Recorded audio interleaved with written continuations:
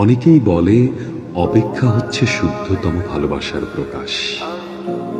ভালোবাসতে সবাই পারে, কিন্তু সবাই প্রিয়তমার জন্য অপেক্ষা করতে পারে না।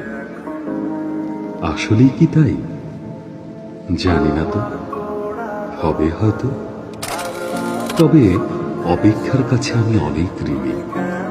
প্রিয়তমার জন্য অপেক্ষা আমাকে পাখির মতো সহজ হতে শিখিয়েছে, শিশুর মতো অনাবিল হতে শিখিয়েছে, আকাশের মতো বিশাল হতে শিখিয়েছে, ফুলের মতো স্নিগ্ধ সুন্দর হতে শিখিয়েছে।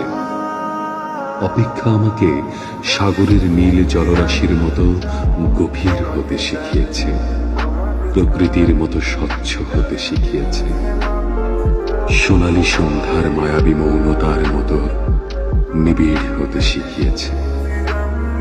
শেষ পর্যন্ত